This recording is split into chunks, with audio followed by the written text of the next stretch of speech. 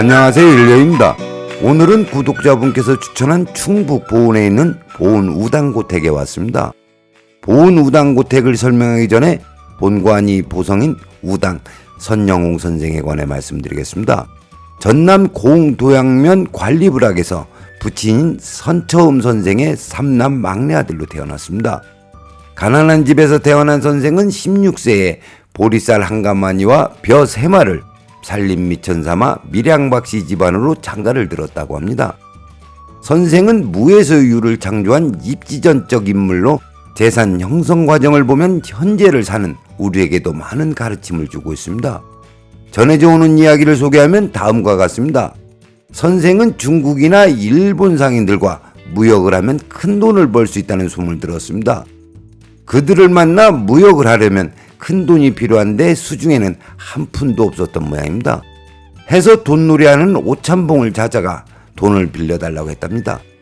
처음 만난 사람이 돈을 빌려달라고 하자 오참봉은 땅 문서를 요구했고, 선생은 내 몸이 담보라는 말과 함께 1년 안에 못 갚으면 10년 머슴살이를 한다고 했답니다. 그러자 오참봉은 선생의 기계와 배짱을 믿고 무담보로 돈을 빌려주었다고 합니다. 이 대목에서 저는 정주영 회장이 영국은행 가서 500원짜리 지폐를 보여주며 차관을 요구했던 일화가 생각났습니다. 그건 그렇고 선생은 오참봉에서 빌린 돈을 미천 삼아 중국과 일본 상인을 만났는데 그들 모두 질 좋은 조선의 우뭇가사리를 원했다고 합니다. 해안에 널려있는 우뭇가사리가 중국에서는 회병용 접착제로 쓰였고 일본에서는 푸딩을 만드는 식재료로 쓰였다고 합니다.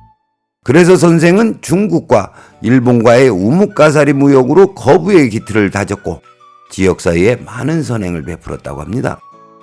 20여 년간의 무역으로 고흥 최고의 부자가 된 선생은 고향 고흥에서 충북 보은으로 이주를 하였습니다.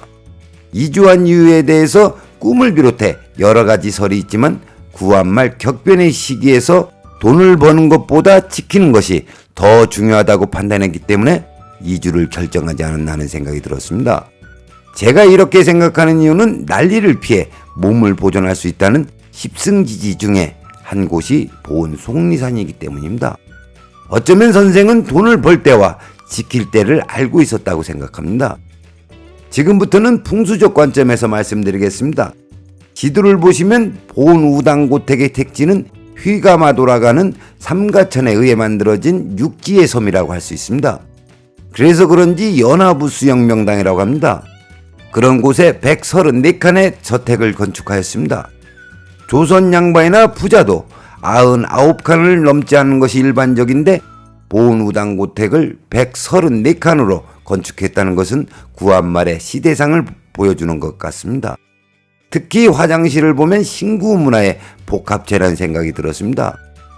그리고 보은 우당고택이 완공되고 약 20년 후 자손들을 위해 선병우 고가와 선병묵 고가가 건축되었습니다.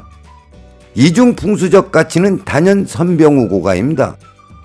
옥녀봉에서 인기우선으로 내려온 생기가 선병우 고가 안채에서 양택진열을 생성하였습니다. 표시한 방향에서 생기가 내려와 진열을 생성하고 남은 여기는 표시한 지점으로 빠져나가 멈추었습니다. 그것은 안채마을에서 감지할 수 있는 기운으로 마을에서 내려가는 물과 삼가천이 합수하는 형태를 띠고 있습니다. 지금은 관로를 묻었지만 그 옛날 마을에서 내려온 물이 삼가천과 만나는 합수천하는 것을 미루어 짐작할 수가 있습니다. 그리고 집 뒤로 가면 약간 굽은 농로가 있습니다. 그것을 보면 능선 끝자락이라는 것을 알 수 있습니다.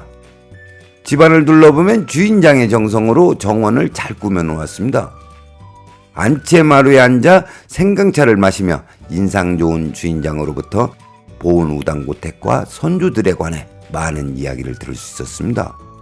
그리고 집안 분위기가 좋아서 그런지 아니면 마음씨 좋은 주인장과 함께해서 그런지 지금까지 먹어본 생강차 중에서 제일 맛있었습니다. 다음으로 이곳 장안면에서 장안리와 계안리 사이에는 삼가천이 흐르고 있습니다. 그렇다면 장안리에 있는 옥녀봉에서 내려온 생기가 삼가천을 건너 선병우 고가까지 진행할 수 있을까요? 제가 이런 말씀을 드리는 이유는 금낭경에 기록된 개수즉지라는 구절 때문입니다. 개수즉지를 많은 사람이 생기가 전진하다 물을 만나면 멈춘다고 이해하기 때문에 강물을 만나면 무조건 생기가 멈추는 것으로 알고 있기 때문입니다. 그러나 생기는 강도 건너고 심지어 바다도 건너갑니다. 그래서 섬지방에서도 진열을 생성할 수 있고 명당이 존재합니다. 그렇다면 개수즉지의 본뜻은 무엇일까요? 생기가 전진하다 수기를 만나야 진열이 생성된다는 뜻으로 이해하셔야 합니다. 이때 수기는 그저 흐르는 강물이 아니라 진흥수, 합수, 암수입니다. 진행하던 생기가 진흥수, 합수, 암수 중 하나를 만나면 진행을 멈추고 진열을 생성합니다. 그럼 오늘의 이야기를 정리하겠습니다. 저는 보은우당고택을 답사하면서 우당 선영홍 선생은 중용의 도를 실천한 분이라는 생각이 들었습니다. 고흥에서 더 많은 부를 쌓을 수 있었지만 그것을 뒤로하고 천리나 떨어진 보은에 새로운 터전을 마련했다는 것은 달려갈 때와 멈출 때를 알았기 때문에 가능했다고 판단합니다.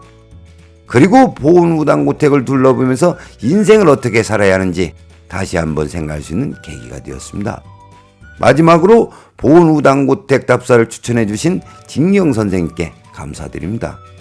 오늘은 여기까지 하겠습니다. 시청해 주셔서 감사합니다.